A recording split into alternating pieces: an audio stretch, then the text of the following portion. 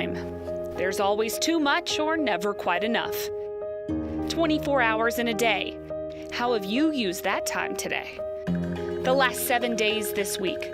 Plenty of time to do everything you needed to do, right? How about the 9 months of a pregnancy?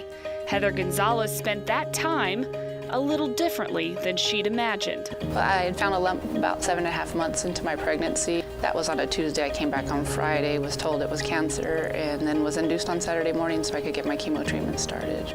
It didn't take much time for Heather's world to change.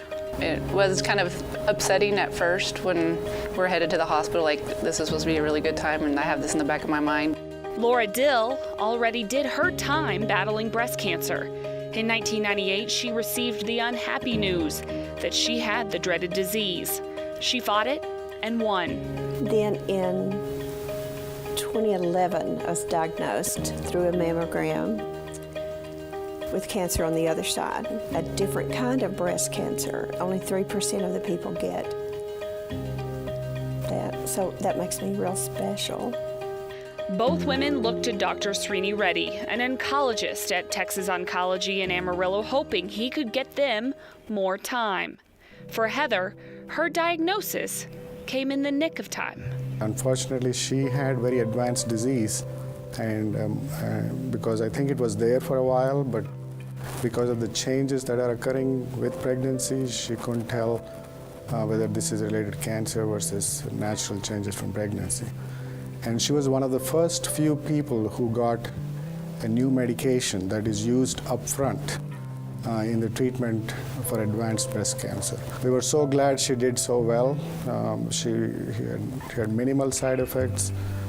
She did great. She had good response, and she's going to do well.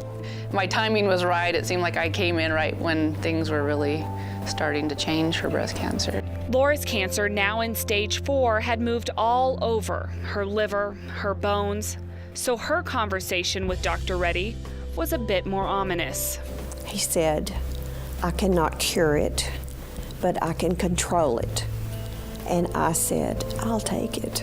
She was able to receive a second breakthrough medication for HER2-positive disease.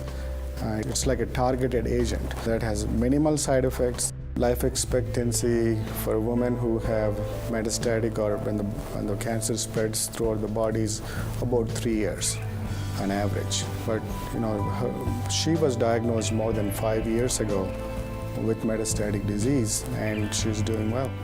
The key, Dr. Reddy says, for both of these women is research. Without it, the 2 drugs they were given wouldn't have been available. He says money given to cancer research is enhancing quality of life and keeping people alive longer. But Reddy warns research must continue. A lot of these drugs work well initially, but tumor does develop resistance and then they lose response. So the research that is trying to identify what is a mechanism of resistance and identify to rectify or find new drugs that would overcome the resistance is what is going to be the future of oncology. You will have nobody dying from breast cancer. They will, it's like diabetes or hypertension. You will be on medication and you can take it for a long time. A long time. Words that a decade ago weren't linked with a breast cancer diagnosis. We give hope when there is not. And I think with advances in science, I think the cancer, is becoming a chronic disease. We are able to help them live longer and with good quality of life. Women like Heather, like Laura, are thankful for the minutes and the weeks. I've actually said this has slowed my life down. I got to stay home a lot with my kids and enjoy it, so I've tried to look at it from that aspect instead of poor me. It's like, lucky me, I would have never got this time with my kids if this hadn't happened. The months and the years. I have 7 granddaughters. And since Dr. Reddy has been treating me, I have been blessed with 4 of those.